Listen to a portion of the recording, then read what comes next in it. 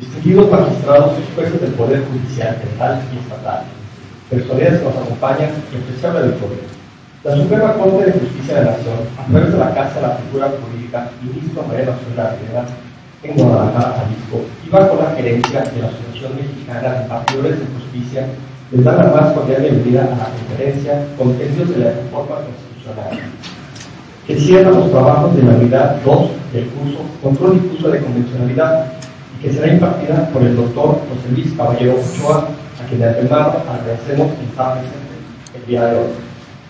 Se les comunica que al finalizar la disertación será una sesión de preguntas y respuestas para los asistentes que nos acompañan en el auditorio. Para continuar con las preguntas que recibamos del público que nos sigue por internet, por lo que les pedimos que envíen en no más de un renglón durante la transmisión de la conferencia al siguiente correo electrónico, seguido en minúsculas: ayudaregistro@amig.org.mx. Para dar inicio formal a este evento, se da lectura a la asignatura curricular del disertante. José Luis Caballero Ochoa es licenciado en Derecho por el Tecnológico de Monterrey, Campus Chihuahua, maestro en Derecho por la Facultad de Derecho de la UNAM y doctor en Derecho por la UNED de España. Cuenta con diplomado en Derechos Humanos y Procesos de Democratización por la Universidad de Chile.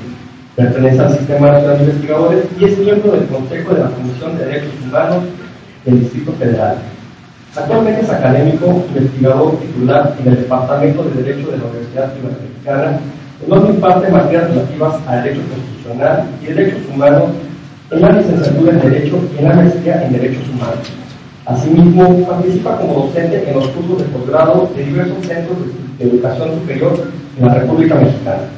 Ha participado en múltiples foros académicos en México y en el extranjero como ponente, así como en proyectos de investigación y consultoría en temas del marco jurídico nacional e internacional de los derechos humanos. Su obra publicada consiste en capítulos de libros y artículos de revistas especializadas sobre derecho constitucional y derecho internacional de los derechos humanos, así como algunos libros en estas materias.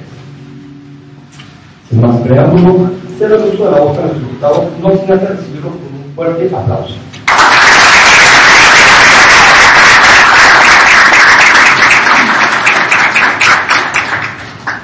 Pues muy buenas tardes a todas y a todos. Agradezco mucho la calurosa bienvenida.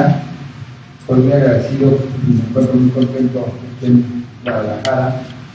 Agradezco la hospitalidad de la Casa de la Cultura Jurídica Mariano Soledad Rivera, Elizabeth, tan generosamente pues abierto sus puertas para que tengamos esta sesión. A mí, que bueno, está a cargo de toda esta cuestión operativa, digamos, de este diplomado en control de convencionalidad que está organizando desde la Corte de la Vale, muchísimas gracias.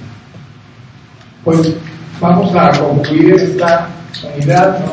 Supongo que algunos de los que están aquí estarán tomando el módulo, otros no, entonces bueno, vamos a aprovechar para ir comentando algunas ideas. Tuvimos alguna reflexión en la semana sobre los aspectos generales que se modificó la Constitución en la reforma del 10 de junio de 2012.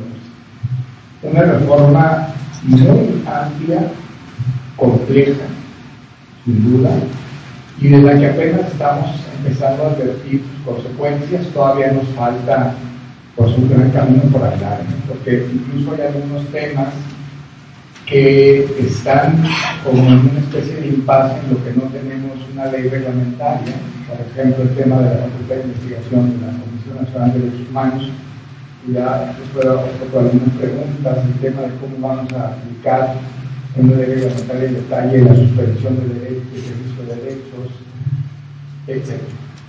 Entonces, esa ruta tiene que completarse, tendría que haberse completado en junio de 2012, porque los transitorios del decreto de reforma dicen que tenía que pasar un año para todas las adecuaciones legales entre nuevas leyes reglamentarias y entre modificaciones legislativas a leyes existentes, y pues todavía andamos durmiendo el sueño de los justos. Imagínense ustedes el amparo, nos tardamos tantos meses apenas. La semana pasada estamos estrenando el amparo. Entonces, ese es el panorama. Dice por ahí en la lectura que tenemos del ministro Juan Mesa que a su juicio es la reforma más importante en derechos humanos desde la inclusión de los derechos sociales en la Constitución de 1917. Sin duda, así es. Y sin duda, por algunos factores que me parecen de la mayor trascendencia. Yo en estos minutos que voy a compartir con ustedes voy a apuntar que es, a mi juicio, donde está la modificación sustancial en términos de principios sobre derechos humanos. Y cómo es una manera, o sea, la radicalidad de la reforma, que sí es así, muy radical, y que eso se nota en tantas inquietudes, expresiones, en conformidad, ¿no? ¿Qué vamos a hacer con esto? Es una nueva forma de hablar del derecho. Pero no solamente eso, es una nueva manera de entender el derecho, distinta a como aprendimos en las facultades. Y es una nueva forma también de presentar la naturaleza jurídica. Es como si quisiéramos desentrañar una naturaleza jurídica que tuvimos muy borrada, porque entre esa dinámica que se genera de las normas de derechos humanos y que se ha documentado también en los últimos 60 años en el derecho internacional, tenemos que esperar mucho en México, en los últimos 50, 40, 20 años en las constituciones de muchos países democráticos, dependiendo del caso. En el caso mexicano, entre las aproximaciones que esas experiencias internacionales comparables tienen, se atravesó el Estado de una forma muy particular de entender los derechos humanos y la relación entre el Estado y las personas y el Estado y los ciudadanos y los ciudadanos. Una relación suficientemente autoritaria para ser suave, que impidió una profesión real y que impidió también encontrar esa naturaleza que estamos redescubriendo. De tal manera que la reforma sí pasa por esas tres experiencias, digamos, la propia naturaleza de los derechos, pues no que sea tan novedosa, pero que la estamos redescubriendo, la forma de entenderlos y la forma también de poderlos expresar en resoluciones, en aplicación, en estándares jurídicos normativos, ¿no? Entonces, a mí me parece que la gran radicalidad de la reforma está ahí. Claro, el cambio es muy importante, ¿no? La facultad de la Comisión Nacional de Derechos Humanos de conocer el tema laboral, el que nos hayamos ya sacado esa norma calificada por muchos como venenosa de un extranjero cuya presencia se juzgue conveniente, el Ejecutivo lo pueda expulsar sin juicio de por medio, la mínima garantía de audiencia, nada, ¿no? que incluso nos condujo a una reserva, una especie de reserva muy extraña, que fue no por un tratado, sino fue a la hora que aceptamos la competencia contenciosa de la Corte Interamericana de Derechos Humanos ya hace 15 años, en 1998. En fin, todas estas cuestiones que tiene la reforma consigo, pero yo insisto, esa parte de la generación de la norma de derechos humanos y que son es lo fundamental.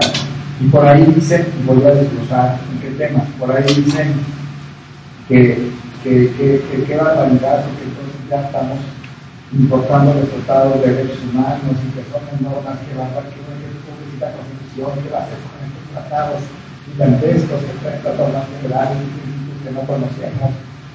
Yo pienso que no es tanto el tema, sino es exactamente lo que los tratados están evidenciando, ¿no? Como cuando uno hace psicoanálisis, cuando se lo hacen, me van a entender, uno dice, ay, yo voy a la terapia y de repente yo digo cosas, ¿no? Y dice que se enojó, no sé quién conmigo, yo tengo una experiencia, tuve un sueño, y uno sube en terapia que realmente no es la superficie, no es una cosa mucho más profunda. Para estos efectos, el tema de los resultados no es lo central. Lo central de la relación que hemos tenido nosotros con la norma de derechos humanos y lo que está provocando y las interpretaciones que están haciendo. Está medio raro el sonido, ¿verdad? Como con el cover, digamos, acá con en fin, los cuatro son esas claves, que muchos están en el artículo primero, ¿no? que quizá es el anclaje más complicado, digamos, para entenderlo. Que se han cambiado varias aproximaciones. Seguimos entendiendo que todos los derechos son para todas y todas, es un principio radicado de universalidad que ni siquiera en el apogeo de un régimen de una interpretación mucho más acotada y mucho más cerrada se trató con esto. Y todas las personas tenemos el goce de los derechos y su ejercicio. Pero sí hay algunas cosas que cambiaron en el artículo primero, primer párrafo. El término persona, ¿no? Que tiene un carácter mucho más amplio que el término individuo y que sobre todo trae la ruta, por ahí decía el ministro bueno, todo este tema de que si las personas morales tienen derechos o tienen garantías individuales en la medida que les puedan aplicables. Ese, pues yo creo que no es el problema. El problema es al pasar de individuo a persona, abrimos la experiencia a la tutela de derechos colectivos, del interés legítimo, que ya teníamos que haber entendido muy bien desde la reforma en materia indígena en 2001, hace 10 años, más de 10 años, casi todo, y que tenemos que entender muy bien porque la Constitución además se acompañó de esta apertura en términos de persona con la reforma 17 en materia de derechos colectivos y la reforma en la Constitución al amparo de la nueva libertad. Y esta es una connotación. El tema de las acciones colectivas, el tema del interés legítimo, lo que está haciendo es desterrar ese imaginario que puso los derechos humanos o vio los derechos humanos no en la Constitución, sino en la ley. O sea, la Constitución fue solamente, únicamente un instrumento político, no normativo. Yo digo por ahí en una cosa que escribí, digo la norma normal como católica, ¿no? Usted la norma de normas, usted no puede hacer nada. Para que usted pueda hacer esa derivación de los derechos, tiene que estar en una ley y luego tiene que tener un interés jurídico directo que lo afecte para que usted pueda argumentar una defensa ante la violación de sus derechos. Si no tiene ese interés jurídico directo, no puede pasar nada. Nosotros hemos visto cantidad de causales de improcedencia, la ley de amparo también tiene bastante, cantidad de causales de improcedencia en materia de defensa de derechos humanos y cantidad de sobreseimiento por esta cuestión de preservar al individuo como sujeto titular de derechos, pero que además recaiga sobre él la norma directa y para sacar ese interés jurídico directísimo que lo haga acreedor a la protección del Estado. Cambiamos. El siguiente es que no hablamos ya de dos cosas importantes, no hablamos de derechos individuales sino de derechos humanos. Esto es una cuestión sobre la que se ha discutido muchísimo. En México hubo una especie de bifurcación, ¿no? Una ruta muy interesante desde mi punto de vista. Una fue equiparar, que sí se equiparó, hay que decirlo con toda claridad, el concepto de garantías individuales ante derechos humanos. Así fue. Nosotros incluso tuvimos, cuando se hizo la reforma constitucional para darle autonomía constitucional a la Comisión Nacional de Derechos Humanos, entre 1992 y 1999, nosotros teníamos una exposición constitucional en el 102B que decía que el Congreso de la Unión y las legislaturas en el ámbito de sus competencias establecerían organismos públicos de los derechos que otorga el orden jurídico mexicano. Es decir, 7 años utilizamos el mismo verbo para las garantías individuales y para los derechos humanos, otorga. Entonces no teníamos empacho en hacer la equivalencia, pero ¿cómo es posible que los derechos humanos los otorga el Estado, a menos cuando se una reflexión filosófica, constitucional, internacional, de que implica un derecho como atribución personal, no me importa, el Estado que los otorga, o sea, anclados en el siglo XIX, anclados en el siglo XIX. Por eso dicen que yo les digo siempre que también está en el siglo XIX, ¿no? En el Estado liberal. Luego después hubo una especie de guiño hacia la Constitución contemporánea y nos empezó a dar un poco de pena decir que los derechos humanos eran otorgados por la Constitución, otorgados en el sentido del Estado, ¿no? Y entonces empezamos a decir, no, no es cierto, en realidad nuestro concepto de garantías individuales equivale al de las constituciones contemporáneas, al concepto de derechos fundamentales, es decir, derechos humanos que están reconocidos en la Constitución, donde se otorgan una serie de limitaciones, restricciones en función de derechos terceros, la medida de los derechos humanos, como decíamos antes. Entonces, en realidad decíamos nuestro concepto de garantías individuales equivale a derechos fundamentales, ni bien cerca de derechos humanos. Y ahí teníamos por ahí, se reformó esa cuestión del 102D y decía derechos humanos reconocidos en el orden jurídico mexicano, aunque dijera garantías otorgadas. En realidad lo que decíamos es, te otorgo la forma de vivir los derechos humanos, que aquí le llamo garantías individuales, tan tranquilos como eso. Se hace la reforma indígena y por ahí ustedes la ven, que esa es una cuestión que todavía queda en la Constitución. Dice que cuando en el ámbito del respeto de la autonomía de las comunidades indígenas se tienen que respetar los derechos humanos y las garantías individuales. En fin, pero dimos una vuelta de 180 grados y adoptamos el concepto de derechos humanos. Por ahí yo les hacía una pregunta en la interacción de semana y decía, bueno, ¿cuál fue el propósito? El propósito fue acercarnos al concepto internacional reconocido. Ese fue el propósito. Desterrar el concepto de garantías individuales ya en desuso, sí también, pero apropiarnos de los contenidos de derechos humanos. Esta cuestión ha sido todavía objeto de mucha controversia porque hay especialistas que dicen que en realidad el concepto de derechos humanos es más naturalista y que no refleja esa positivación en la Constitución, pero a mí me gusta, además, me parece muy conveniente, no solamente por esa estandarización, digamos, en el alcance de la comunidad internacional en la que estamos inmersos, que tenemos ya, sino también me gusta porque, les voy a decir qué pasa, tanto en el concepto de garantías individuales y en el concepto de derechos fundamentales, desde mi punto de vista, es una cosa que yo reflexiono, no la he leído tanto, pero yo sí la reflexiono, en esos conceptos que distinguen derechos humanos de otra categoría, es más fácil que empiece a haber una especie de doble nivel de derechos, o sea, como si fueran derechos VIP, ¿no?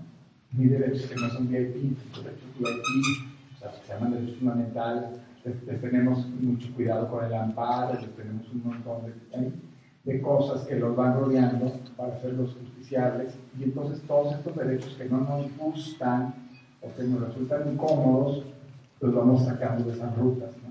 Son los derechos que entonces, por ejemplo, en España, a los derechos económicos, sociales y culturales les llaman principios rectores. Los principios rectores uno no puede hacer nada con los principios rectores, no puede hacer el amparo, no hay mecanismos para hacerlos inmediatamente justiciables. Entonces yo creo que esa noción de derechos humanos de la Constitución no solamente tiene que ver con el derecho internacional, sino que además me parece que es mucho más democrático en términos del tratamiento de los derechos. Y bueno, lo que ustedes ya saben, hay un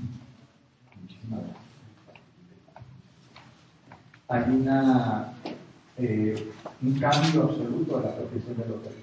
Esto está dicho también en la epistemología de los derechos humanos. Los derechos humanos se nos han devuelto en la palabra, en texto constitucional.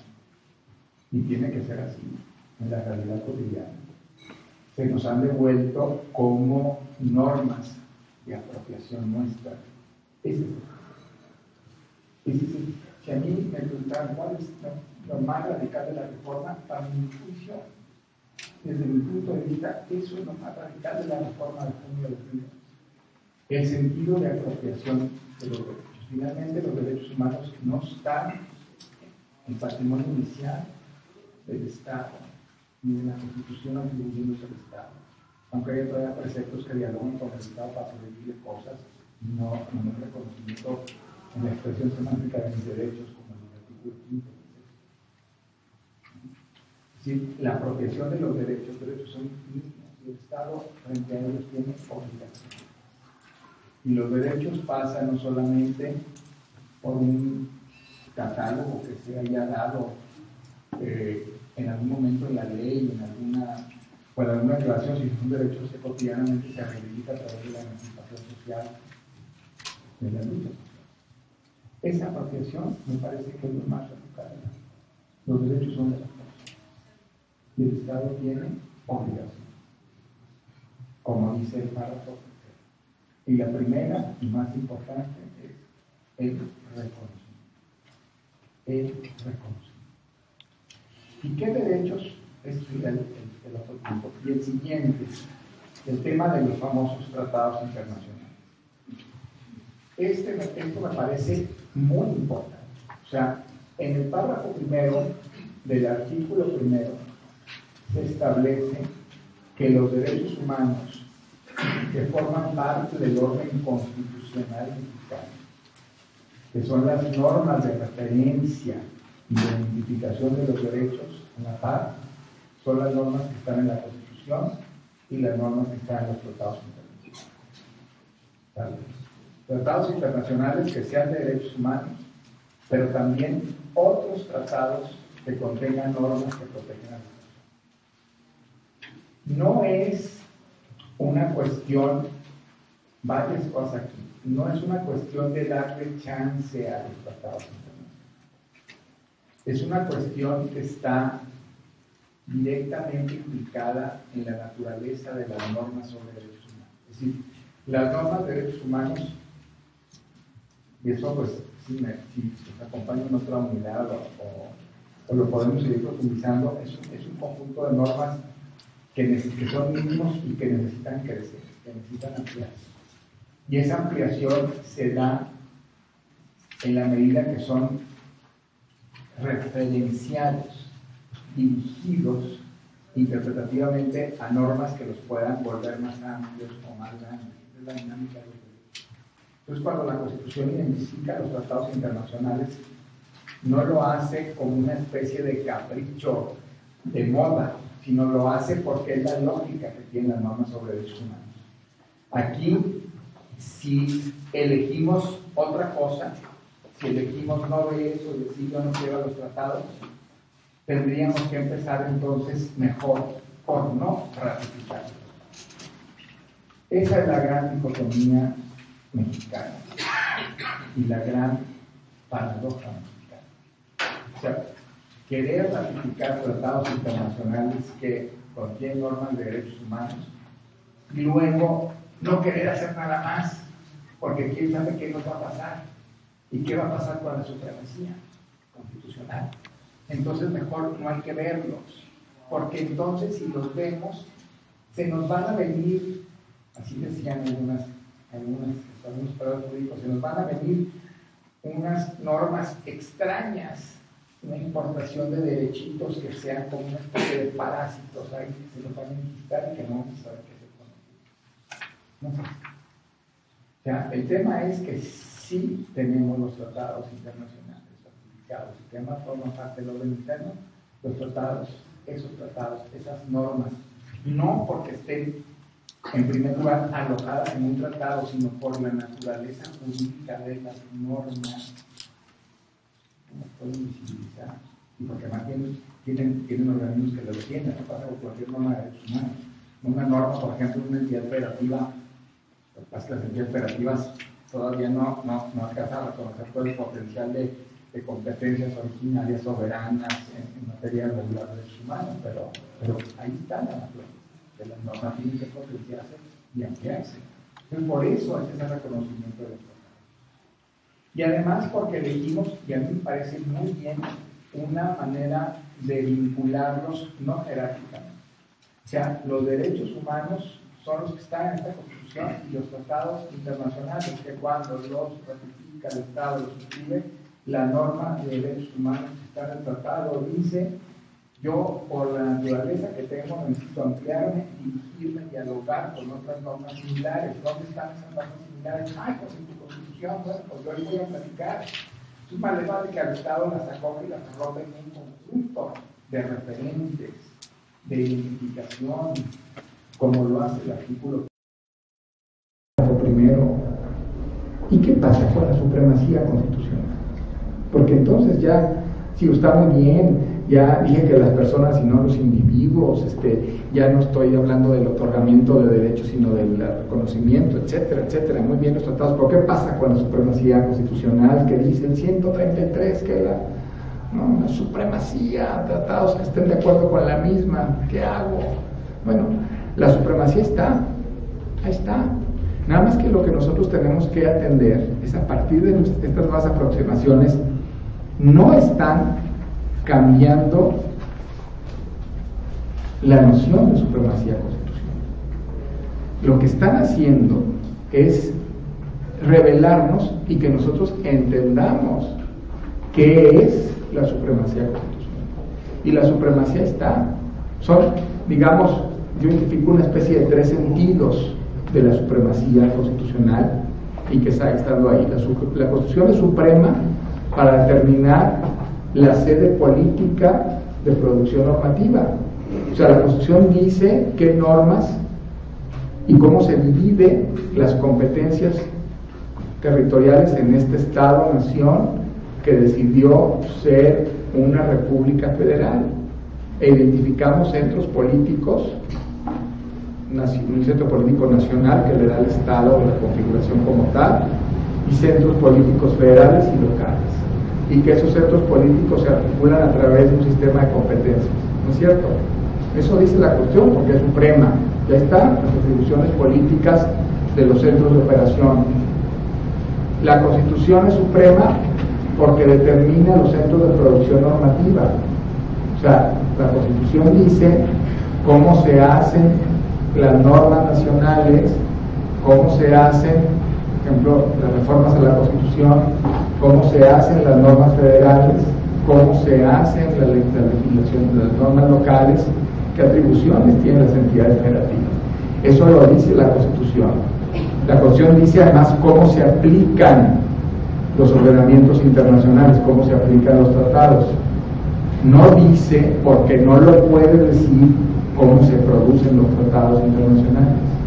No puede decir cómo se producen los tratados internacionales, porque los tratados internacionales no se producen en el ámbito interno. No se producen en el ámbito internacional. Y el Estado concurre como un actor más en un proceso de negociación, de celebración y después de ratificación. Pero sí dice cómo se aplican esos tratados. Y el otro sentido de supremacía es la supremacía que tiene que ver con las normas, pero es una supremacía de contenido. Entonces, las normas de derechos humanos, por su naturaleza, tienen que ampliarse y aplicarse la norma más protectora. La supremacía de la Constitución en materia de derechos humanos está en función de la aplicación de la norma más protectora, esté en la Constitución o esté en un tratado internacional, que son los referentes constitucionales, o esté en una norma secundaria. Si es más protectora, puede alcanzar el estándar. Eso lo dice la Constitución como suprema, identificando necesariamente la naturaleza jurídica de las normas sobre derechos humanos. Ahí, en ese tema del contenido normativo, no entra una pirámide de fuentes, que es esa interpretación que se ha hecho del 133 y que hemos querido y creído que nos debe servir para todo, para un sistema de identificación de normas de derechos humanos, para un sistema de desentrañar la naturaleza de las normas de derechos humanos, para un sistema de aplicación de las normas de derechos humanos. No procede de la jerarquía, porque no es la forma de operar las normas sobre derechos humanos. Los principios para resolver casos sobre derechos humanos: proporcionalidad, ponderación, interés jurídico, sistematicidad, finalidad, pro persona, no son en clave de jerarquía, pero es un tema de las normas, del contenido normativo. El contenido normativo de derechos humanos le da la vuelta a la pirámide y la tumba, si nosotros queremos, y eso les puedo dar 1000 ejemplos, incluso en sede de la Corte Mexicana, de normas locales o federales que han sido declaradas constitucionales porque son más protectoras incluso de la Constitución General de la República. Bueno, ese es el tema con esto. Y esa supremacía de contenido, ahí está. Nada más que la Constitución identifica. Hay una sentencia, la famosa sentencia del Sindicato de Controladores del Tránsito Aéreo, donde curiosamente de ahí sale la jerarquía famosa en la tesis esa de que los tratados son infraconstitucionales, supralegales. Ahí en la sentencia la Corte dijo, son constitucionales los tratados que amplíen la esfera de derechos del gobernado. Bueno, ese es el recurso. Entonces, los tratados internacionales son el conjunto de normas referentes que están identificados por la Constitución. Sin que eso quiere decir que esos son todos los derechos, ¿no? Son los derechos en la Constitución, en los tratados, pero desde luego por interpretación tienen que ser los derechos que las personas pidan, exijan su reconocimiento y así democráticamente, y así que se considere, ¿no? En otros que sean propios, hay constituciones como la de Colombia, dice, bueno, este listado de derechos no excluye otros que estén reconocidos en tratados internacionales o que sean propios de la dignidad de la persona. Se llaman cláusulas de derechos no enumerados. México no la tiene, pero se entiende que así es. Entonces llevamos el cambio de individuo a persona, el cambio de garantías individuales a derechos, el cambio de otorgar por reconocer, el sentido no solamente de la Constitución como el referente completo de los derechos para la articulación de las normas y para la apropiación de la sociedad, sino también de los tratados internacionales. Este nuevo sentido de supremacía no está en el artículo primero, pero lo digo porque afortunadamente no fue una reforma del 133, yo sigo pensando eso, sino acá en el artículo primero. Por ese reconocimiento tendríamos después que ver qué características tienen las normas que están en un Tratado Internacional de Derechos Humanos, pero bueno, hasta ahí vamos.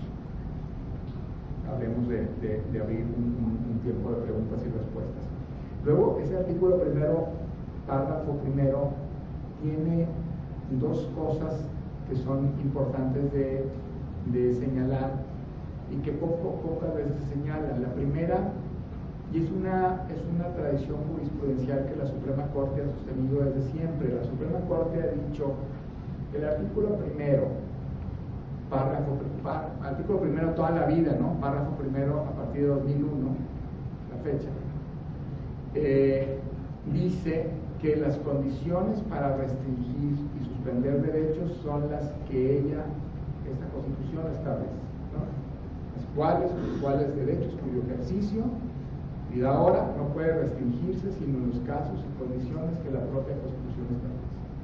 Y la Corte ha dicho, por lo tanto, lo ha hecho siempre, esto no es novedoso.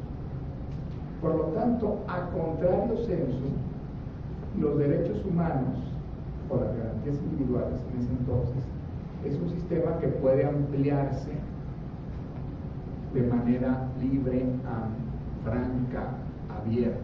Siempre lo ha hecho así. Y hay muchas tesis, ¿no? Jurisprudencia que dicen el legislador ordinario puede ampliar los derechos al establecer el artículo primero, párrafo primero, que las condiciones son restringidas para la limitación o suspensión, por lo tanto, contrario sensu, para ampliarlos no tenemos limitaciones ni condiciones. Ese sistema se sigue manteniendo, pero lo que hay que hacer es identificarlo ahora, porque es lo que nos está diciendo en qué consiste esa naturaleza de las normas de derechos humanos. Nosotros nunca lo vimos porque para nosotros los derechos humanos primero eran concesiones que el Estado, por decir coloquialmente, en su buena onda, otorgaba, y lo que quería, y lo que decía. Y los mecanismos de defensa también era lo que el Estado decidía. Y además nosotros éramos titulares de los derechos un poco de mentiritas. Entonces pregúntenle a las personas, pues no sé dónde están, qué son, porque pues, el Estado dirá, y oye, las reivindicaciones, pues no sé si la ley me dice. Y creímos además, no que era un sistema de ampliación hacia arriba, en vía libre, sino creímos que era un sistema de cada vez mayor restricción, porque además si a la Constitución le quitas su carácter normativo, que es el estado de los derechos, y se lo entregas a la ley que establece las condiciones de regulación de los derechos, y si además tienes instrumentos jurídicos que están poniendo barreras a la defensa de los derechos, y que en lugar de ser un sistema amplio de protección de los derechos, pareciera que hay que tener una lucha con las improcedencias y a ver por dónde me salgo para que me estén diciendo no todo el tiempo, pues claro, no es la idea de un sistema de ampliación, de mínimos. Si ustedes le preguntan a la gente de la calle, le preguntan a abogados y abogadas, yo lo he hecho, y les dicen, oye, ¿qué puede limitar los derechos humanos? La respuesta es sí, en el inconsciente rapidito dicen es la ley. Pues si la ley está hecha para regular los derechos, pero tiene que acreditar que respeta el contenido que la Constitución reconoce en derechos. No puede ir más allá de lo que dice la Constitución. La ley no a priori no limita mis derechos. La ley, bueno, por eso apenas lo estamos empezando a entender. Le entregamos a la ley el patrimonio de nuestros derechos. Por eso Carbonell por ahí en su libro de Derechos Fundamentales tiene una crítica al artículo 5, ¿no? Pues ese es el modelo que acuñamos. El artículo 5 de la Constitución dice: a ninguna persona puede impedirse de que se dedique a industria, comercio y profesión que la acomode siendo lícito. Y dice Miguel Carbonell, bueno, estamos desconstitucionalizando el derecho porque estamos mandando a priori a la ley, como la ley tendría que entender que la Constitución nos salvaguarda un contenido y ella tiene que medirse, tiene que pasar, como dice la Suprema Corte, un test de constitucionalidad que se hace más amplio, más restringido dependiendo de los derechos. Por ejemplo, en materia de discriminación, de igualdad, tiene que ser un test reforzado, ¿no? Entonces estamos entendiendo ese sistema de ampliación de derechos que establece el artículo primero, párrafo primero de la Constitución.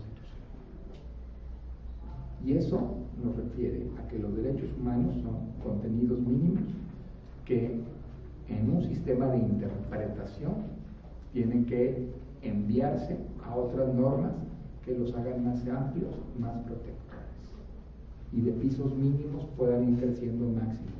Eso es lo que después, justamente después de esto, dice el párrafo segundo del artículo primero. Ahora, el último punto del artículo primero, párrafo primero,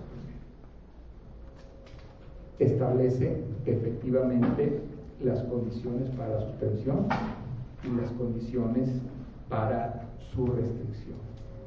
Y dice, son condiciones puntuales, son condiciones acotadas, precisamente porque es la intervención de la autoridad al regular derechos. O sea, no se trata de restringir por restringir, se trata de que los derechos siempre corren hasta encontrarse con otro derecho al que le hace frente y colisión. Y la regulación restricción, que es puntual, siempre está en función de la protección de otros derechos.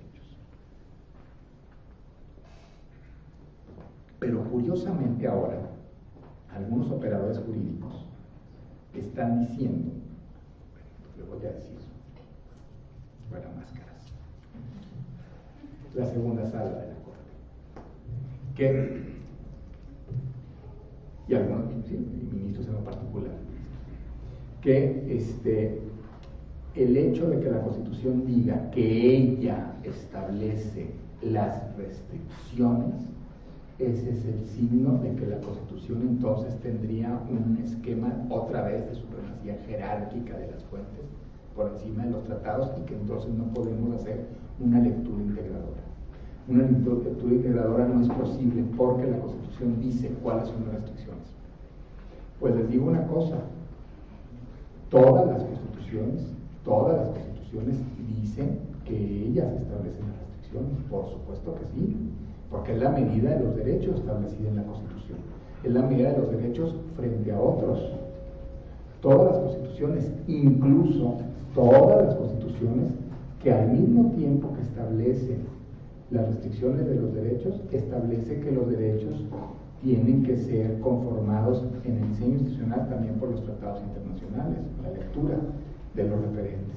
incluso las constituciones que tienen estas cláusulas de interpretación conforme, como las que asumimos en el artículo 1º, párrafo 2, todas las constituciones. ¿Por qué?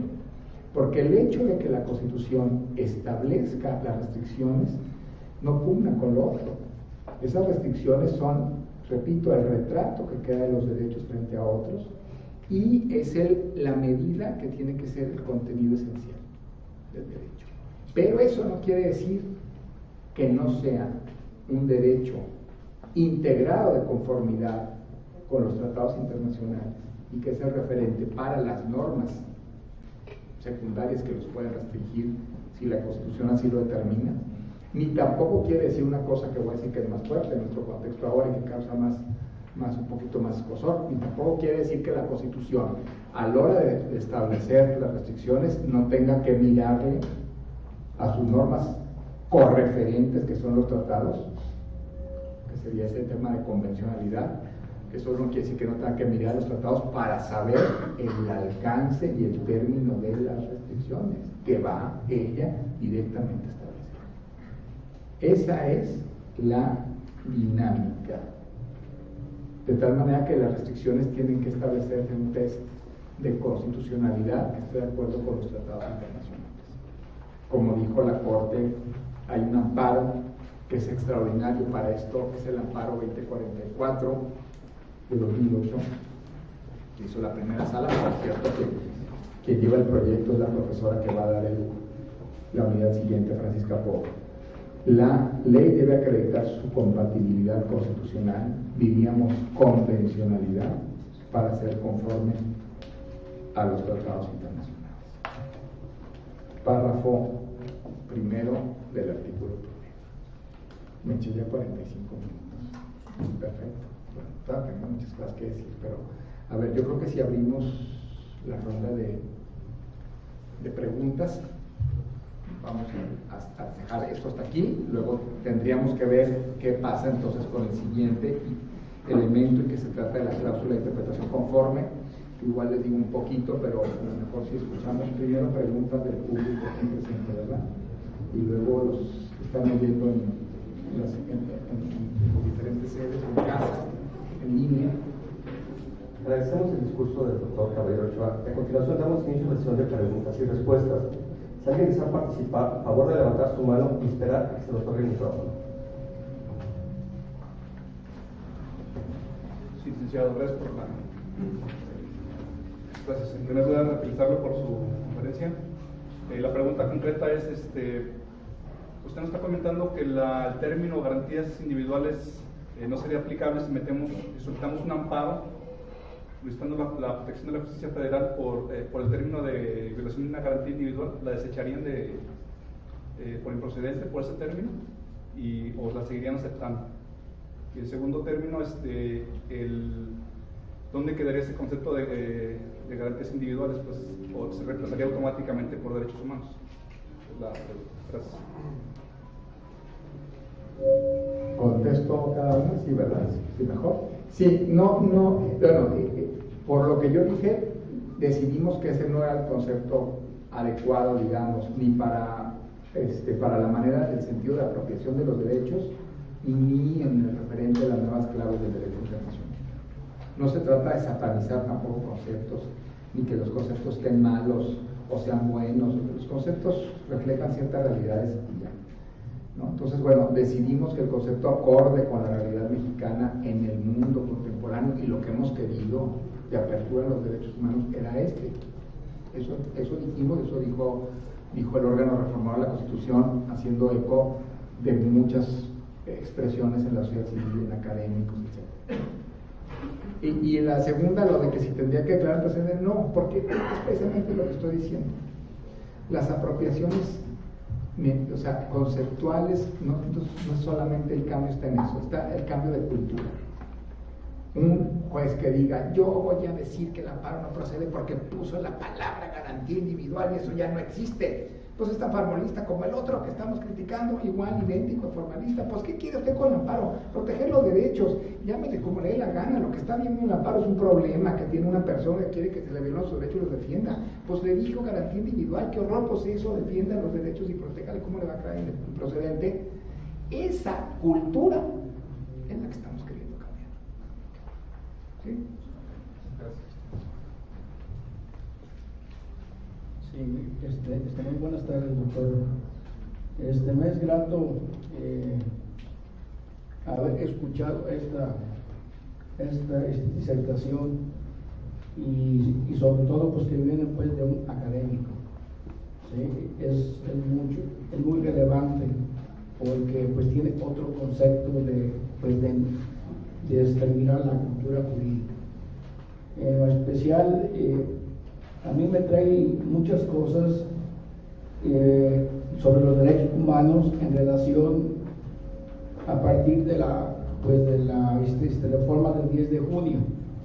En primer lugar, el artículo primero, en sus 3 párrafos, el 133, que es supremacía constitucional, el control de convencionalidad, y el otro, esa dicotomía mexicana que usted externó, viene a ser un andamiaje judicial muy confuso, y especialmente para los importadores de la justicia, que es la Suprema Corte.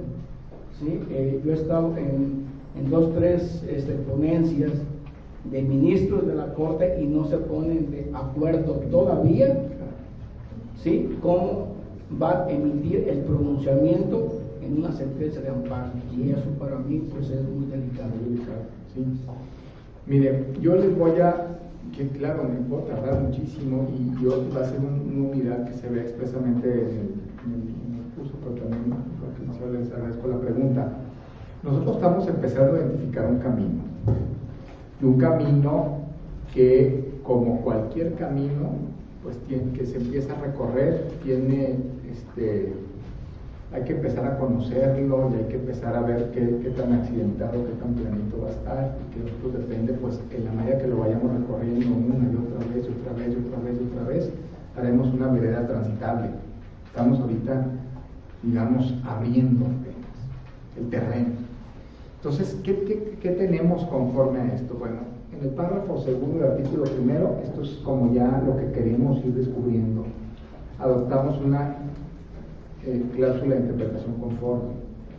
Esa cláusula de interpretación conforme es reconocimiento de mínimos en la Constitución y en los tratados, que son el referente interpretativo para todas las normas de derechos humanos. Esa interpretación conforme, estimo yo, algunas personas en la Corte estiman que no, estimo que sí, y muchos académicos también, y muchas cortes constitucionales de otros países estiman que sí, se conforma en un solo bloque o masa de derechos, que es el referente para todas las normas de derechos humanos y para todos los operadores jurídicos. Ese bloque o masa de derechos está conformado por la Constitución, por los tratados internacionales y por la jurisprudencia que emiten quien interpreta esos tratados. Y ese bloque o masa de derechos, el Tribunal Constitucional o una Corte de Constitucionalidad nos tiene que ir dando los criterios, por eso es lamentable la confusión, de los derechos. Además de la operación de este criterio, lo que hace este criterio es decirnos, ese derecho humano está conformado desde la Constitución y los tratados por estos elementos. Esa es la primera operación. Y la segunda es decir, este derecho que está conformado por estos elementos se colisiona, se tensiona o se confronta con este. Y en la operación de tensión, siguiendo los principios de resolución de casos o de derechos humanos, el resultado es este. A eso tenemos que llegar. Tanto esa conformación de elementos de un mismo derecho provenientes en Constitución y en tratados, como las colisiones de los derechos, tienen un principio armonizador que se le llama el principio pro persona. El principio pro persona es un elemento interpretativo para favorecer la mayor protección, teniendo en consideración y en la cabeza todos los principios que tenemos que conocer para resolver los temas de derechos humanos, técnicos, los tratados internacionales y sus claves interpretativas técnicas. el principio pro persona, y por eso me interesa repetirlo, porque no es un principio subjetivo que sirve para resolver lo que sea en el sentido que se desee, porque entonces quién sabe qué va a pasar. Y estamos entendiendo que el principio pro persona puede servir para pasar por alto cualquier norma sustantiva o cualquier norma procesal que sea. Al cabo yo digo que es pro persona y ahora se usa pro persona. Entonces, ¿qué tal? Yo tengo la facultad porque la Corte en el expediente varios, no sé qué, me dijo que yo tenía que hacer control difuso, entonces tengo las facultades, nunca hago interpretación, no utilizo los principios técnicos, nada más digo que yo tengo las facultades y sácatelas. Y me aplico, porque es pro persona. O sea, hay que ir conociendo esto. Porque además, esta subjetivización que se aprecia del principio pro persona, me parece a mí que es la evidencia que seguimos nosotros pensando que los derechos humanos, lejos de ser normas jurídicas, principios técnicos en su aplicación, son un conjuntito de buenas intenciones, de buena hondez, que está permeando el orden jurídico mexicano. Cuando decimos el principio de persona sirve para lo que sea, estamos diciendo los derechos humanos para acabar no son derechos, es una cosa como política en la Constitución subjetiva, sirve para lo que sea. No. Y esta es parte del cambio cultural, ¿no? Entonces, con todo eso tenemos que hacer. Aproveché la pregunta y ya no soy de viaje, gracias por escuchar adelante, pero bueno. Gracias. Gracias. Doctor, gracias por su conferencia. A mí de la misma me surgieron dos puntos que quiero saber si es el caso de que se deben ya relacionar y contar ustedes como una base. Antes había una discusión muy acalorada incluso sobre los derechos naturales y el derecho natural y el derecho positivo. Sí. A tal grado de que se llegaba a decir que vale es el derecho positivo. Si está en la ley es derecho y si no, no es derecho. Bien, ahora el derecho humano viene desde mi punto de vista, porque es lo que quiero ver si es cierto o no, identificado con el derecho natural en virtud de que la persona y la naturaleza humana se identifican. O sea, hablar de persona es hablar del hombre, o es hablar del ser o del animal racional. Lo que es lo mismo es la naturaleza humana, porque hay, el animal racional y naturaleza humana es lo mismo. Entonces, desde ese punto de vista, la primera cuestión sería si en realidad esta reforma es una sanción ya definitiva al derecho natural dentro de nuestro derecho. ¿Va a hacer otra pregunta? Sí, hay la siguiente. Esta es en el sentido de si los derechos humanos contenidos en los tratados internacionales, lo que ha hecho nuestra Constitución es incorporarlos al orden jurídico mexicano. De tal suerte que se recuerda aquello del maestro Trigueros en su teoría del derecho, en el derecho internacional privado, en cuanto que el orden jurídico mexicano incorpora el derecho internacional en cuanto no obstaculice al orden público mexicano. Esas serían mis dos preguntas. Sí, miren, yo más allá creo que las discusiones siguen teniendo lugar y son fuertes, son activas entre el naturalismo y el positivismo, a pesar de lo que ya hemos transitado en el tema del reconocimiento. Y hay algunas voces que dicen, bueno, la reforma de derechos humanos y con la expresión y con la terminología es un guiño al naturalismo. Yo creo que no, yo creo que es un guiño al derecho internacional. Y que aquí hay un tema, por eso yo he insistido mucho en esto desde que empecé a hablar, el tema tiene que ver con el reconocimiento y la apropiación de los derechos a través de los movimientos sociales. Y una palabra que es fuerte, pero que es real, los derechos son emancipaciones. Es decía Working, es derecho de minorías. Y los procesos de emancipación, con todo lo que abarca esa palabra, de reivindicación social, son los que matizan estas dos expresiones, digamos que en un momento dado fueron extremas y que se pelearon, porque ninguna expresión en su discusión vio el factor social, la movilización social y política como reivindicadora de derechos para la sociedad. Tanto esta como esta deciden desde otras expresiones cuáles y cómo son los derechos. Pues no son los que están en la ley, pero no son los que se deciden exactamente, son los que la sociedad va reclamando para eso.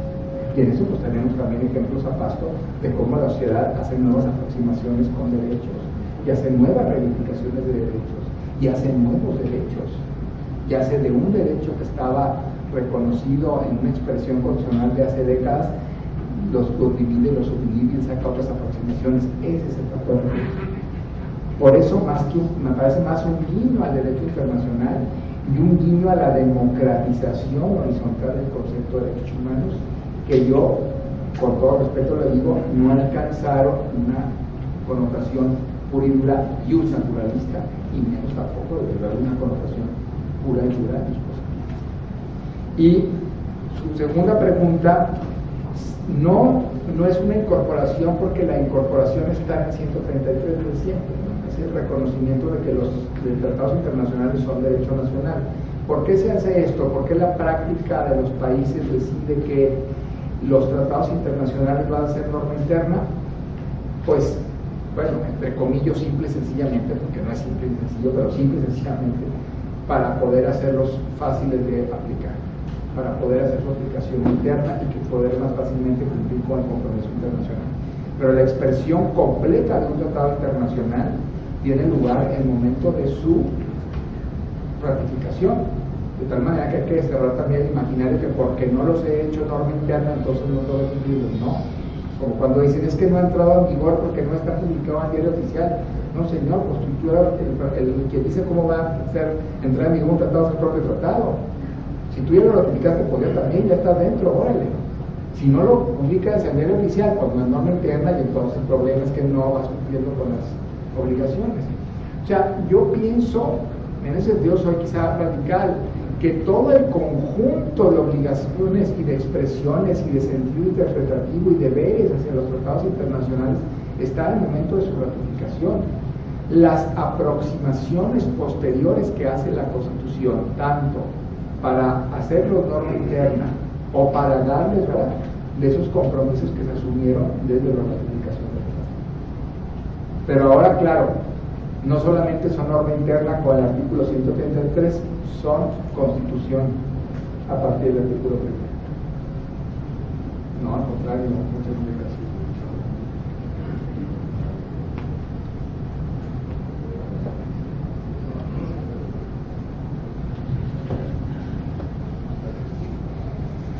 Muy buenas tardes, doctor.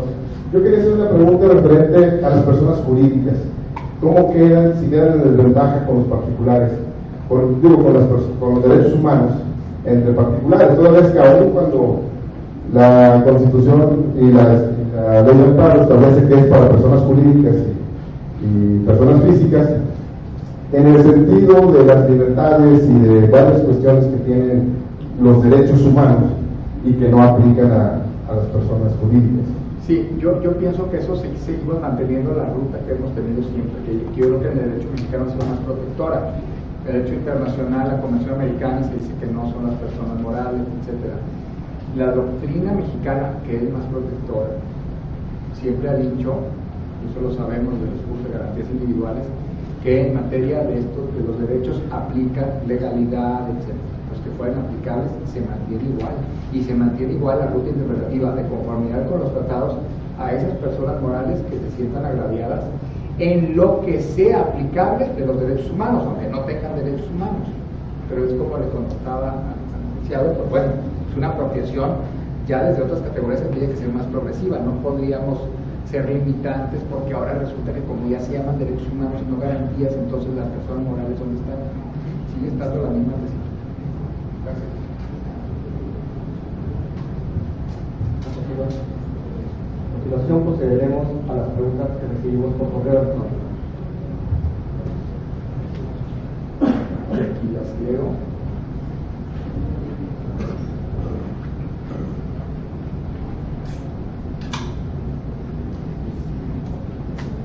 Dice, en materia de derecho agrario es difícil conciliar respeto a la autonomía de las comunidades indígenas con la aplicación de la ley agraria, sobre todo en comunidades zapatistas, las que solamente se reconocer la reglamentación agraria. ¿Cómo aplicar el derecho positivo vigente, incluyendo los instrumentos internacionales, en comunidades que se niegan a sujetarse al orden jurídico? Chiapas. Miren, por ejemplo, el tema de agrario es muy interesante. El tema de la justicia agraria ha estado en desuso, pues porque extrañamente nosotros pensamos en 1992, en cuando entraba el libre comercio íbamos a poder entrar al primer mundo fast track. Y una de las primeras cosas que se hicieron en digamos, continuidad y cercanía de fechas con el Tratado de Libre Comercio fue la reforma del artículo 27 para abrir el tema del campo a la inversión y acotar el tema del ejido, pensando que esta inversión iba a ser pues muy satisfactoria, lo cual no ha sido. Somos grandes exportadores de personas, migrantes, desgraciadamente el campo está en la debate, pero esa aproximación ha quitado la mirada al tema de la justicia agraria. Ya no se dan las materias de las facultades, primero facultativa, muchas facultades se quitó el derecho agrario. Y nosotros tendríamos mucho que aprender. Yo creo que nadie ha volteado, algunos antropólogos, pero juristas, no han volteado a ver qué se está haciendo en materia de reivindicación de derechos en la justicia agraria. Aunque haya mucho sentido de la opacidad del diseño institucional, que se ven como tribunales, pues lo básico con todo respeto, pero pasados de moda, se están haciendo cosas interesantes en materia agraria. Y el tema, en el sentido de las comunidades indígenas, pues yo creo que tenemos una gran deuda con el derecho indígena desde 2001 y que la reforma de derechos humanos abrió todo ese sentido de persona y las acciones colectivas, no solamente al derecho de las comunidades indígenas a ser reconocidas, sino también a ser reconocidas en su identidad jurídica, no solamente como el sujeto individual de derechos, sino también ese sujeto jurídico de imputación que es colectiva, que es una cosmovisión del derecho indígena. Yo creo que en eso nos faltan años, ojalá que no tantos, por caminar y por andar. Y estos problemas yo creo que tienen que solventarse desde estas reivindicaciones indígenas en la medida, dice la Constitución, que no sean violatorias de otros derechos. Y aquí centramos una discusión pues que es muy álgida y candente entre derechos humanos individuales y derechos colectivos, usos y costumbres. Y esa tensión no es privativa de México, está en todo el mundo. Pero bueno, yo pienso que esos son parte de las cosas que tendríamos que ir solventando, pero me parece a mí en lo personal que nos hemos más equivocado en el desconocimiento de los derechos de las comunidades indígenas que en un exceso de sus reivindicaciones. Hay que adelantar las cosas en eso. Segunda pregunta, esta primera fue de Esteban Jóvenes Caixpa de Chiapas, y esta segunda es de don Isaías de los Sánchez. El Tribunal Electoral del Poder Judicial. Conforme al actual sistema constitucional de derechos humanos, los tribunales locales pueden ejercer tanto control difuso de convencionalidad, por supuesto, como el de constitucionalidad o sobre los primeros mencionados.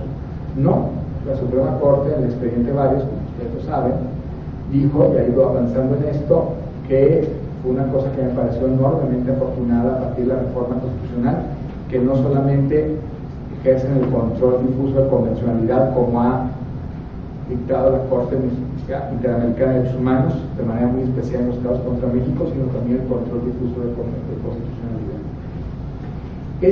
Esta aproximación, y yo quiero dejarlo muy claro, desde mi punto de vista no son dos controles, no son dos bloques, sino un solo bloque.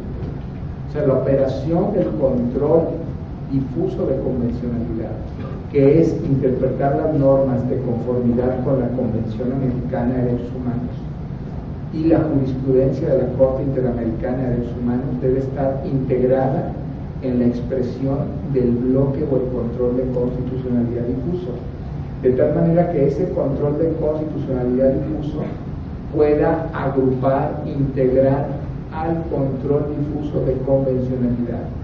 De esta manera, una norma local se contrasta con la Constitución, en un estado ideal de cosas, cómo ha sido interpretada de conformidad e integrada con la Convención Americana y la jurisprudencia interamericana.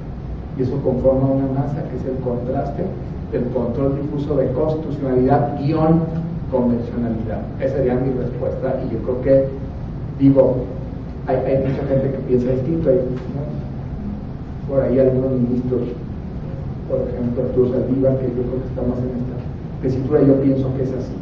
Ahora, la Corte, de cualquier manera, dijo hay que hacer control difuso de convencionalidad, hay que hacer control difuso de constitucionalidad.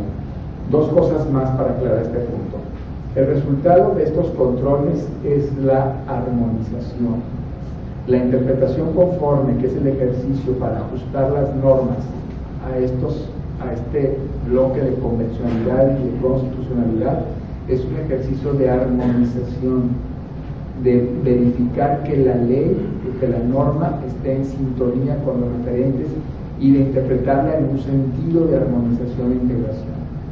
El resultado de la famosa inaplicación no es el resultado inmediato, no es el resultado deseable, no es el resultado que tiene que suceder, ¿no? Hay una frase que la Corte Mexicana acuñó en el expediente Varios, pero ahorita como se andan peleando por la jerarquía y el bloque y la supremacía, en lugar de perfeccionar, lo digo con toda claridad, de perfeccionar las aproximaciones que ellos mismos han dado y que son importantísimas. La misma Corte en el expediente Varios dijo hay que partir de la presunción de constitucionalidad. Bueno, la interpretación conforme hacia los bloques, la conformación del bloque de constitucionalidad, convencionalidad, debe partir de esa presunción de constitucionalidad, convencionalidad, que el legislador actuó respetando la Constitución de los tratados de derechos humanos. Si no, se puede armonizar excesivamente. Entonces, esa es una cuestión que a mí me parece importante de esta pregunta también. Y la otra parte, como me la está preguntando, bueno, es el Tribunal Electoral del Poder Judicial de la Federación, pero hablando de los tribunales locales, de una vez lo digo, yo creo, porque hay también una corriente y hay unas expresiones que están diciendo que como ahora se hace control de convencionalidad y control de constitucionalidad, el juez local ahí tiene ya todas las herramientas para esperar lo que sea y que no hace falta desarrollar el derecho local. Y voces, pues que yo respeto mucho.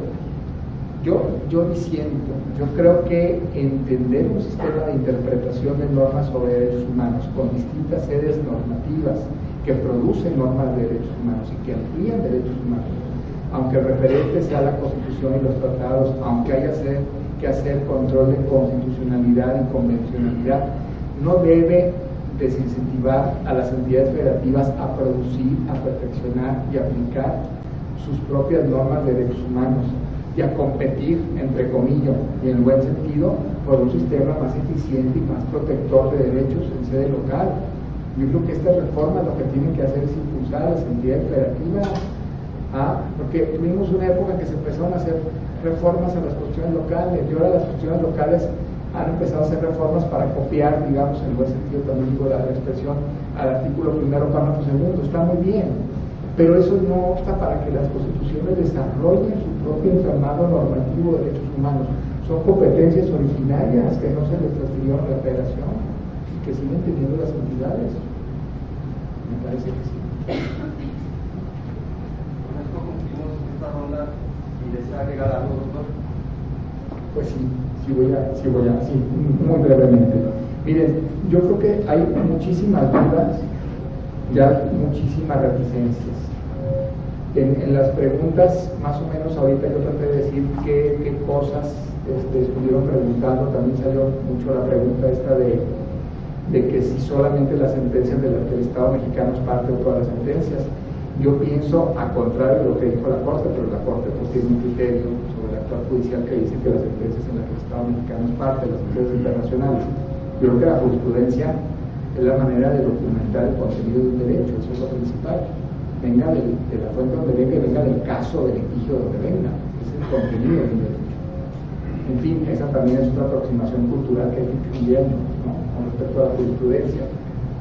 Por eso hay detrás algo por lo cual los ministros dicen solamente los casos contra México. Bueno, yo pienso que esta es una gran oportunidad para el país de democratizarse. Las reformas constitucionales no hacen nada en sí mismas, ya lo hemos comprobado una y otra vez, ¿no? Elevar a rango constitucional las 1000 cosas que hemos elevado no sirven para la protección de los derechos. Lo que se necesita es de verdad una aplicación cada vez más seria y más profunda de este cambio cultural. Es un reto para la judicatura mexicana porque no estábamos acostumbrados a resolver casos sobre derechos humanos.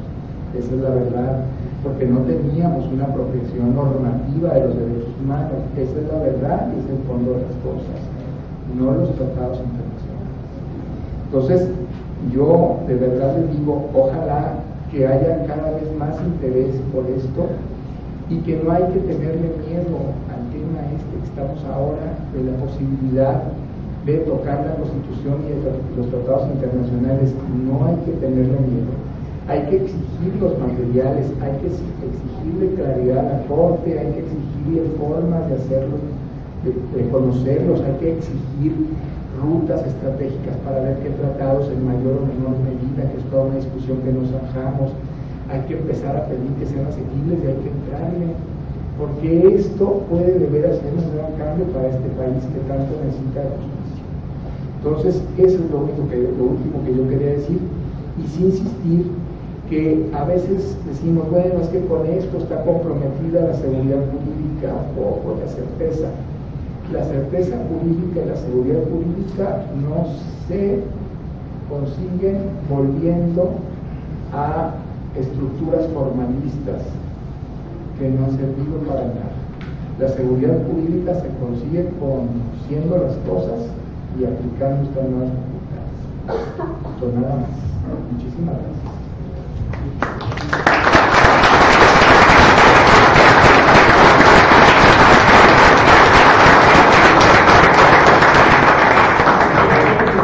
De Justicia y la Casa de la Cultura Jurídica, ministro María Rosa General, agradecemos la participación del doctor José Luis Caballero Ochoa y la de todos ustedes. Muchas gracias.